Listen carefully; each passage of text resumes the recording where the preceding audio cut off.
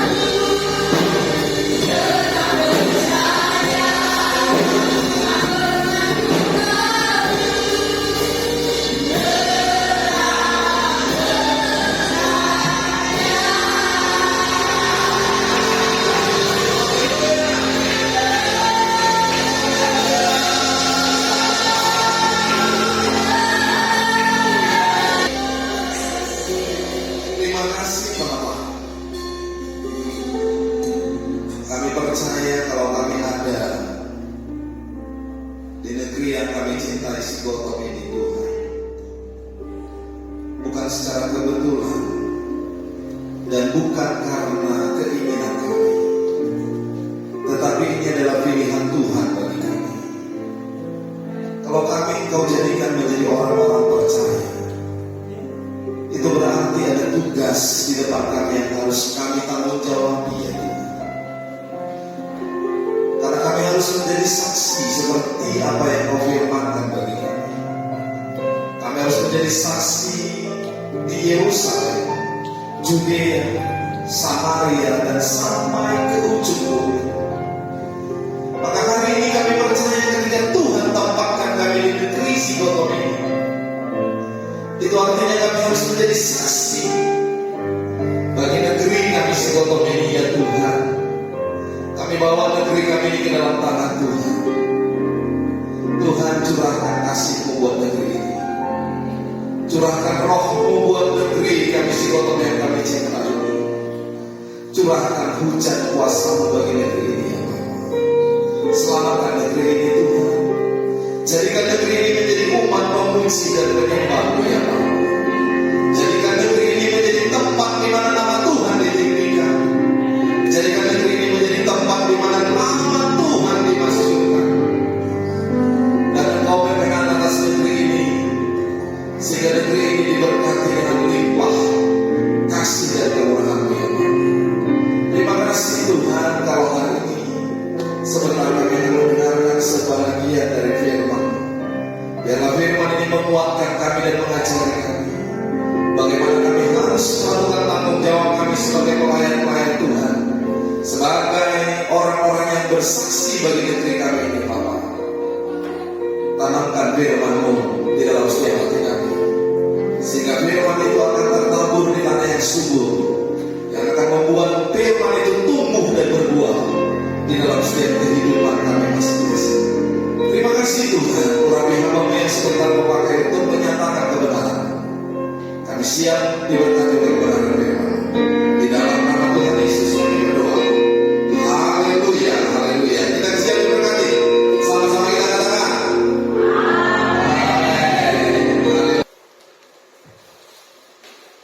Amsal pasal yang ke-22 ayat yang ke-4.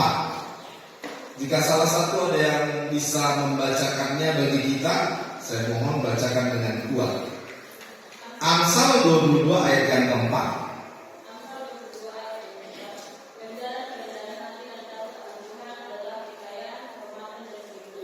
Amin. Mau kaya Bapak Saudara? Ada di sini yang nggak mau kaya? Tolong angkat tangan. Siapa di sini yang mau kaya?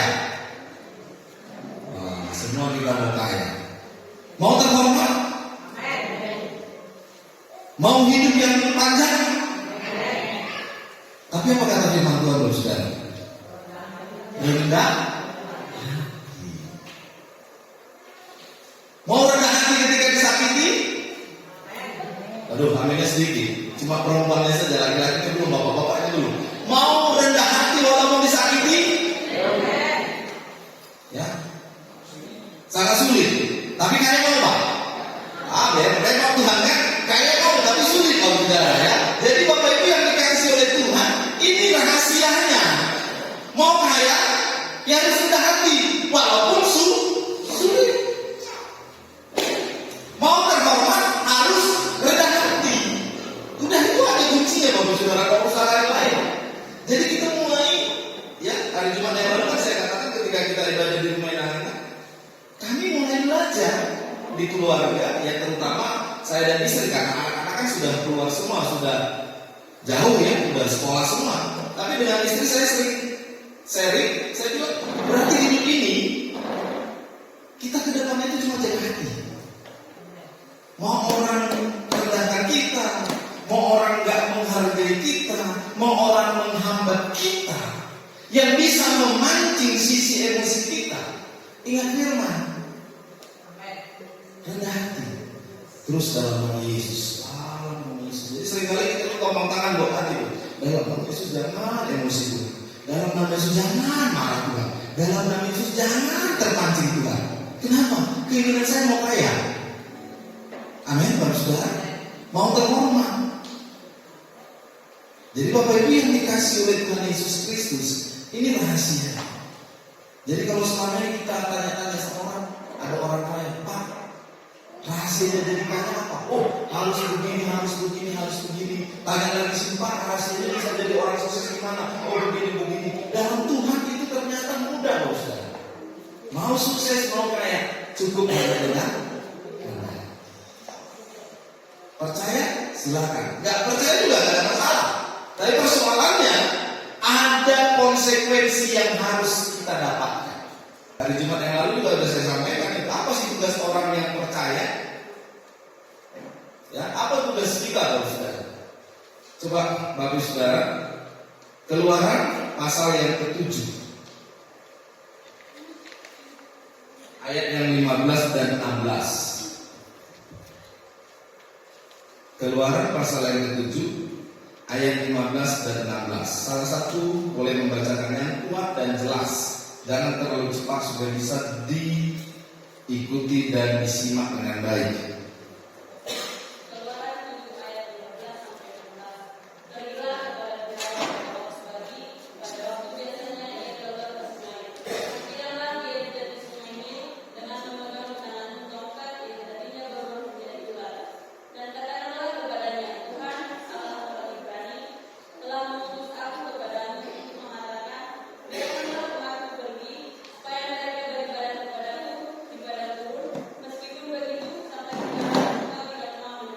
Ayat yang ke-17.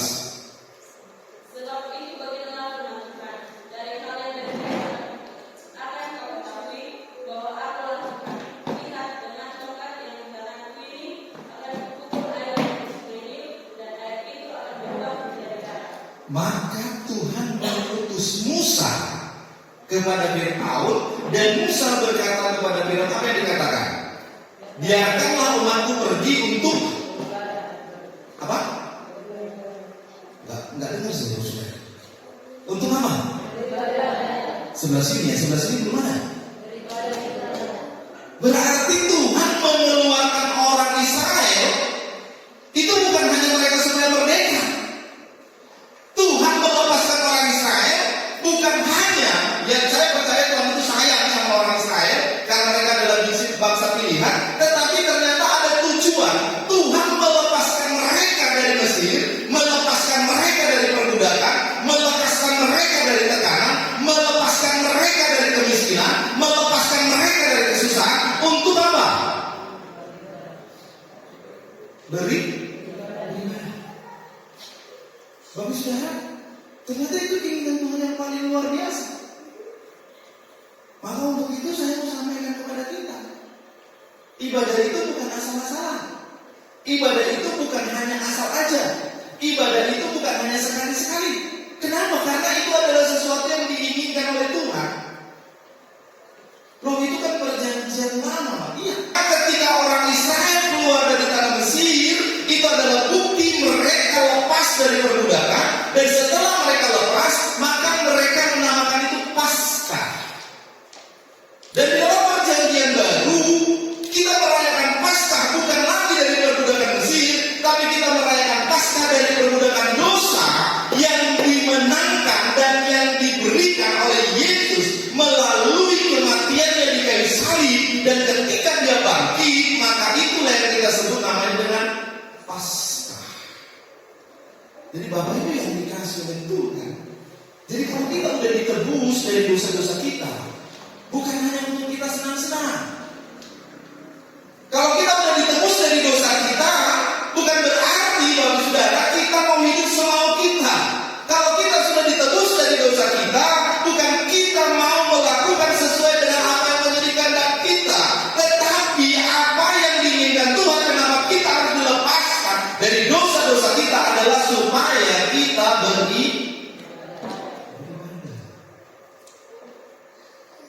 Jadi Bapak Ibu yang dikasih oleh Tuhan Yesus Kristus, maka itu kita harus beribadah. Kenapa kita harus beribadah? Kita akan masuk kepada firman Tuhan. 1 Korintus 15 ayat 2 sampai 6. Ini saya saja yang bacakan, Bapak Ibu dengarkan. 1 1 Korintus pasal yang ke-15, saya akan bacakan melalui ayat yang pertama saja supaya lebih jelas nanti sampai ayat yang ke-6. Dan sekarang, saudara-saudara, aku mau mengingatkan kamu kepada Injil yang aku beritakan kepadamu dan yang kamu terima dan yang di dalamnya kamu teguh berdiri. Oleh Injil itu kamu diselamatkan, asal kamu teguh berpegang padanya seperti yang telah kuberitakan kepadamu. Kecuali kalau kamu telah sia-sia saja menjadi percaya. Sebab yang sangat penting telah kusampaikan kepadamu, yaitu apa yang telah kuterima sendiri, ialah bahwa Kristus telah mati karena dosa-dosa kita sesuai dengan kitab suci, bahwa ia telah dikuburkan dan bahwa ia telah dibangkitkan pada hari yang ketiga sesuai dengan kitab suci, bahwa ia telah menampakkan diri kepada Kefas dan kemudian kepada ke-12 muridnya. Sesudah itu ia menampakkan diri kepada lebih dari 500 saudara sekaligus. Kebanyakan dari mereka masih hidup sampai sekarang, tetapi beberapa di antaranya telah meninggal. Bapak saudara, jangan salah memahami kitab suci ini, ya. Karena di sana ada dikatakan di ayat yang ke-6 dari mereka, tetapi beberapa di antara mereka telah meninggal dan ada yang masih hidup. Ini maksudnya adalah ketika surat ini ditulis oleh Paulus, saksi-saksi yang melihat akan kenaikan Tuhan Yesus dan kematian Yesus itu, mereka masih hidup, bukan sekarang ini. Jadi kalau sekarang ini orang-orang yang dulu yang masih hidup berarti dia sudah berumur 2000 tahun. Itu bahaya ya saudara. Ada lagi orang yang berumur sampai 2000 tahun.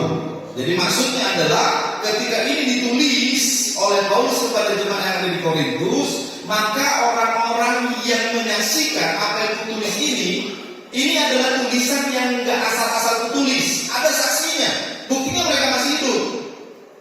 Jadi artinya kalau ini tulisan enggak benar, orang-orang yang dulu tahu tentang tulisan ini itu bisa memprotes Paulus.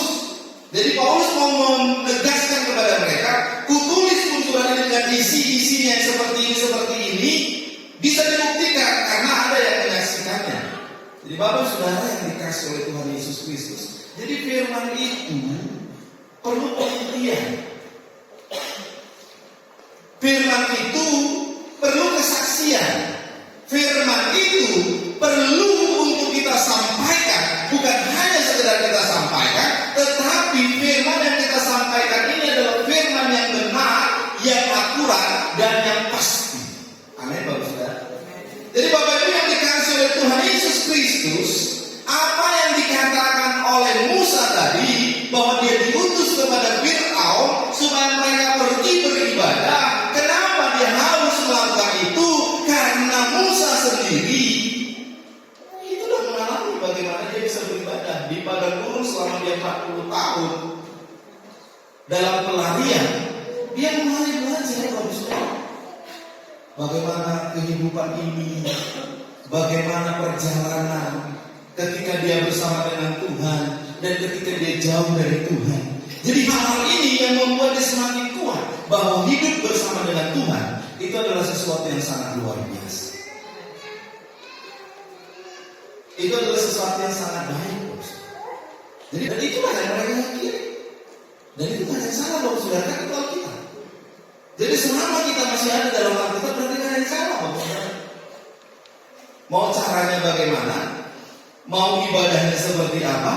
Mau doanya seperti apa? Nggak ada yang salah.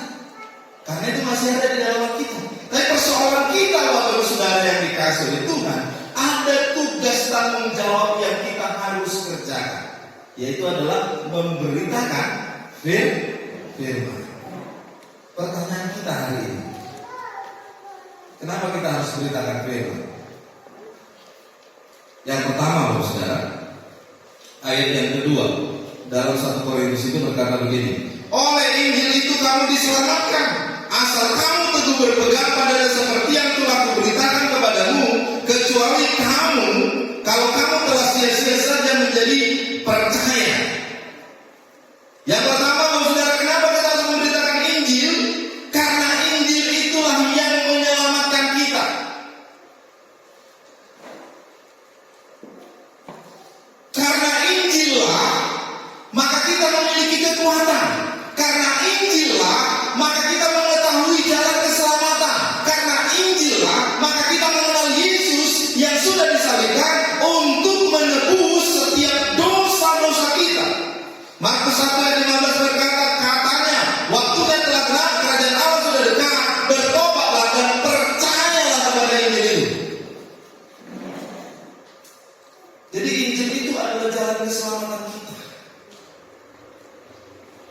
Injil itulah yang membawa kita kepada pengenalan akan Kristus. Injil itulah yang membawa kita, oh kenapa ya saya harus jadi orang Kristen? Kenapa ya saya harus percaya Yesus? Kenapa ya saya harus beribadah? Kenapa ya saya harus menderita? Kenapa ya saya harus tahan? Kenapa ya saya harus sabar? Kenapa ya saya harus kuat? Kenapa ya saya harus terus berjuang? Dan kita dapatkan itu dari Injil. Kalau nggak ada Injil ini, Bapak Saudara, kita udah meninggalkan Tuhan. Kalau nggak ada Injil, Bapak Saudara, kita udah nggak tahu ada di mana. Kenapa? Karena kita nggak akan tahan. Sekalipun kita menghadapi tantangan, kalau Injil itu ada dalam hidup kita, Injil itu akan memberi kekuatan kepada kita.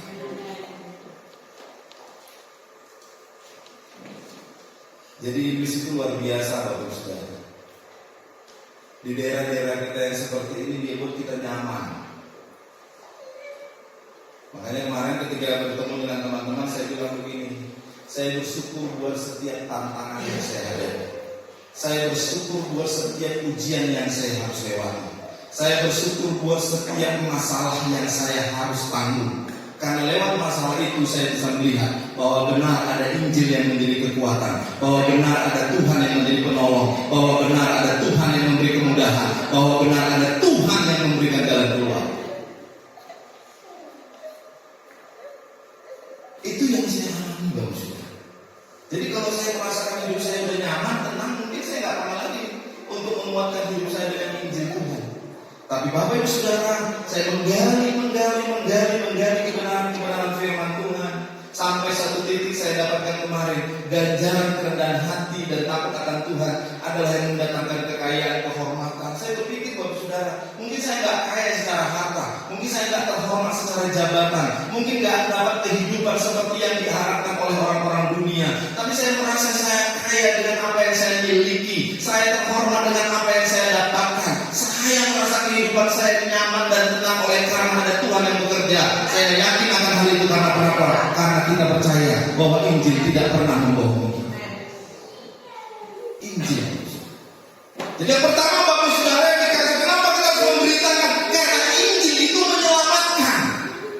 Jadi kalau kita merasa kita sudah diselamatkan, maka beritakanlah Injil ini kepada saudaramu, beritakanlah Injil ini kepada anak-anakmu, beritakanlah Injil ini kepada orang tuamu, beritakanlah Injil ini kepada istrimu, beritakanlah Injil ini kepada suamimu. Kalau memang kita bersama-sama untuk diselamatkan. Amin, Bapak Saudara. Bapak Saudara, mau nggak kita di surga? Nggak ketemu dengan saudara kita, nggak ketemu dengan suami kita, nggak ketemu dengan istri kita. Kalau memang Injil itu sudah mengubah kita, percayalah Injil yang sama akan mengubah orang-orang yang ada di sekitar kita. Jadi yang pertama kita, Bapak Saudara, karena kita akan putusan. Jadi coba kita terus Bapak Saudara marah-marah. Seperti yang dikatakan oleh Bu Gembala tadi, mulailah belajar dengan sopan, santun. Dari situ, Bapak Saudara, supaya kita belajar bukan bodoh. Bagi orang dunia kita bodoh, tapi Alkitab saya berkata, sekalipun orang dunia memandang kita bodoh, tapi Tuhan akan membuat kita mempermalukan dunia yang pintar, mempermalukan dunia yang penuh dengan segala kehebatannya. Ada Tuhan yang bersama dengan kita. Ada Injil, Bapak Saudara.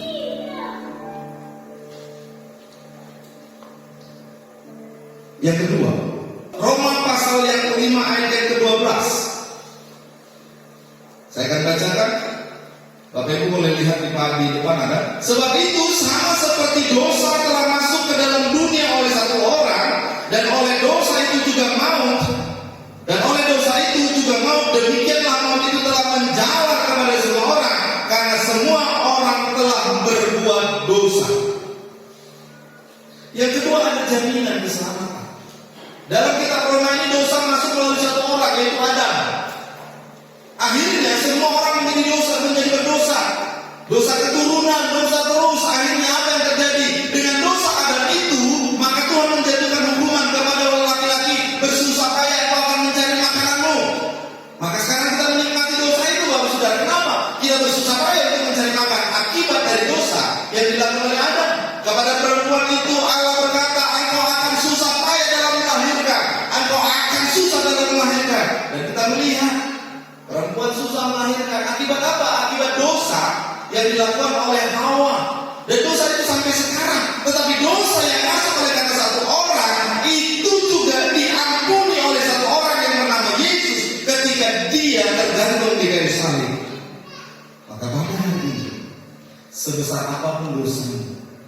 baik itu oleh karena faktor dari Adam dan Hawa, tapi Yesus sudah membereskan dosa-dosa kita. Jadi yang kedua, saudara, kenapa kita harus memberitakan Injil? Karena di dalam Injil ada keselamatan. Kenapa kita harus memberitakan firman? Karena ada jaminan. Ada jaminan. Siapa yang menjamin kita? Yesus. Siapa yang menjamin kita? Tuhan kita, Yesus menjamin kita. Kita nggak mungkin bisa selamat, kita nggak mungkin bisa lepas, kita nggak mungkin Bapak Saudara. Tapi Yesus menjadikan kita di kayu salib. Dia menjaminkan kita. Tiga Bapak Saudara, 1 Tesalonika pasal yang ketiga ayat ke-11. Kiranya Dia Allah dan Bapa kita dan Yesus Tuhan kita membukakan kami jalan kepadamu. Yang ketiga Bapak Saudara, kenapa kita memberitakan firman? Karena di dalam firman itu ada jalan yang terbuka. Di saat ada jalan, Tuhan membuka jalan bagi kita. Di saat ada jalan tertutup, Tuhan membuka jalan bagi kita. Ada jalan yang terbuka. Firman yang berkata, 1000 tangan menarik kau jatuh, tapi 1 tangan Tuhan cukup untuk menarik kau naik ke atas. Hari ini siapapun Bapak Saudara, mau satu kampung memusuhimu, mau satu kampung menghinamu, mau satu kampung merendahkanmu, tapi Tuhan akan meninggikan engkau. Dia akan membuat kita luar biasa. Itu dari kita, itu cara Tuhan.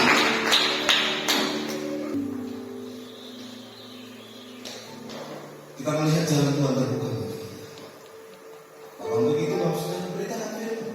Karena dengan firman itu dia membuka jalan. Aduh, aku nggak tahu lagi jalan keluar ini. Aduh, aku nggak tahu lagi masalah ini. Aduh, aku nggak tahu lagi bagaimana membuat anakku supaya berubah. Aku nggak tahu lagi bagaimana supaya membuat istriku nggak cerewet. Aku nggak tahu lagi bagaimana membuat suamiku supaya nggak mampu dan nggak bertingkah macam-macam lagi. Saya katakan kepada kita, di dalam Tuhan ada jalan untuk mengubah itu semua. Mungkin kau sudah menghadapi jalan buntu. Engkau sudah menghadapi sesuatu yang mungkin gimana? Tapi saya mau katakan hari ini, Tuhan tetap adalah Tuhan yang setia. Dia bisa menjamah masalah. Dia bisa melakukan segala sesuatu. Ketika Nuh menjadi hanya satu-satu orang yang percaya kepada Tuhan, tapi hanya Nuh yang diangkat oleh Tuhan dalam bahtera. Yang lain semua Tuhan hanguskan. Ada satu ilustrasi tentang kacang dan kulit. Kacang, sekalipun dia berisi dan masih ada kulitnya, ketika dia dimasukkan ke dalam air, apa yang terjadi Bapak Saudara? Kacang itu akan berakhir. Tapi coba buka kulitnya, ambil isinya, masukkan ke dalam air, apa yang terjadi Bapak Saudara? Tenggelam. Maka ada istilah di luar sana, jangan seperti kacang lupa kulitnya. Kenapa? Karena orang yang lupa kepada kulitnya, kacang yang lupa kulitnya akan tenggelam. Dia akan tenggelam oleh masalahnya, dia akan tenggelam oleh persoalannya, dia akan tenggelam oleh sesuatu yang membuat dia tidak bisa apa. Tapi ketika kita ada tetap dalam kulit kita akan tahu. Ketika kita yakini Tuhan itu baik bagi kita, tidak pernah melupakan kebaikan Tuhan, maka kita akan terapi seperti dunia yang terapung. Tidak akan tenggelam dan tidak akan mati tenggelam, tapi kita akan naik dan naik seberapapun air itu naik. Kita akan ada di atas, karena kita akan tetap mengingat Tuhan itu baik bagi kita. Jangan lupakan kebaikan Tuhan. Mungkin gak hanya saya Bapak Saudara yang tahu istilah itu. Jangan lupa kacang seperti kacang lupa kulit. Kenapa ada istilah itu? Karena ternyata orang yang melupakan kebaikan yang pernah dia dapatkan, dia akan tenggelam. Orang yang pernah melupakan kebaikan, dia akan mati Bapak Saudara. Tapi orang yang tetap mengingat kebaikan siapapun, apalagi kebaikan Tuhan, dia akan semakin mati. Yang terakhir dan yang keempat Bapak Saudara, Matius pasal yang ke-11 ayat 5. Orang buta melihat, orang lumpuh berjalan, orang kusta menjadi takdir, orang tuli mendengar, orang mati dibangkitkan, dan kepada orang miskin diberitakan kabar baik. Ketika murid Yohanes sesuai dengan perintah dari Yohanes, coba tanya kepada Yesus, siapakah dia? Benarkah dia Yesus yang kita tunggu-tunggu? Lalu murid datang kepada Yesus dan bertanya, guru kami Yohanes bertanya kepada kami, supaya kami bertanya langsung kepada siapakah engkau? Apakah engkau benar Yesus yang sedang kami tunggu-tunggu itu? Yesus tidak menjawab, ya aku Yesus. Tapi dia bilang begini, orang buta melihat, orang lumpuh berjalan. Katakan ini kepada Yohanes. Karena Yohanes langsung memahami dan mengerti bahwa ternyata yang bisa mengubah segala sesuatu, yang artinya ada kesaksian yang membuat kita ini selamat. Kenapa? Karena memang kita sudah mengalami ada kesaksian demi kesaksian hidup yang kita nikmati di dalam hidup ini. Kalau bukan karena Tuhan, saya nggak ada seperti sekarang ini. Kalau bukan karena Tuhan, saya nggak akan menikmati keluarga yang seperti ini. Kalau bukan karena Tuhan, saya nggak akan bisa hidup senyaman ini di Sigotom ini. Kalau bukan karena Tuhan, saya nggak akan bertahan bisa ada di Sigotom ini. Kalau bukan karena Tuhan, saya nggak akan bisa menikmati kehidupan yang sekarang ini. Inilah kesaksian. Dan orang yang berkata, kenapa kalau bisa begini? Karena aku percaya ada Tuhan yang mengubah kehidupanku. Bisa aku seperti sekarang ini. Bapak Saudara, ada kesaksian. Beritakan firman. Kenapa kita beritakan? Karena ada kesaksian. Tapi coba kita gak punya kesaksian, Bapak Saudara. Gimana? Besok mau najul, sama dia, besok mau tahu. Mau diberi kamu loh najul, diberi kamu mulai. Ada nggak perubahan? Kenapa bisa ada perubahan? Karena ada Tuhan. Bapak Saudara yang dikasih, Tuhan juga berkata seperti itu kepada kita. Ada kesaksian demi kesaksian yang Tuhan mau saksikan kepada kita.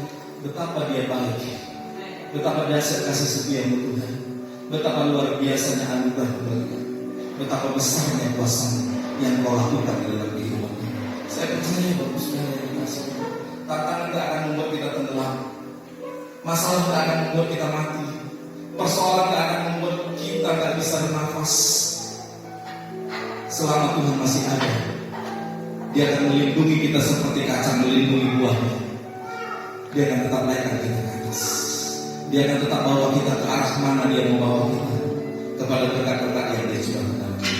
Saya percaya Bapak Saudara, Tuhan itu tetap dari dulu sekarang sampai selama-lamanya. Dia adalah Tuhan yang baik dan luar biasa. Kita yakin itu. Saya biasa.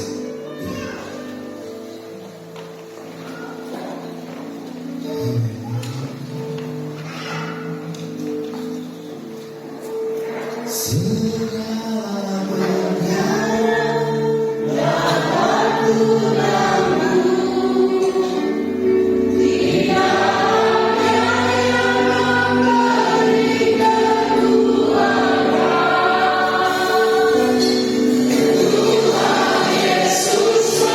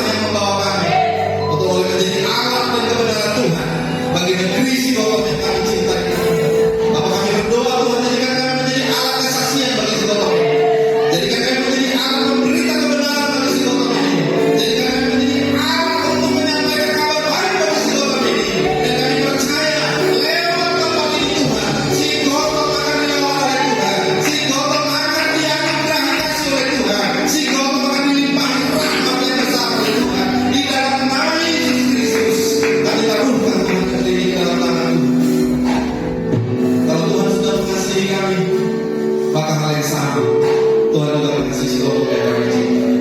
Terima kasih Bapak, terima kasih.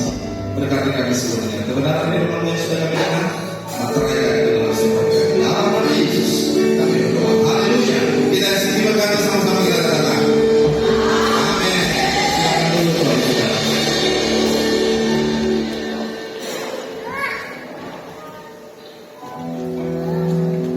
Haleluya. Semoga berkati untuk firman Tuhan. Amin. Kita berikan persembahan untuk kita.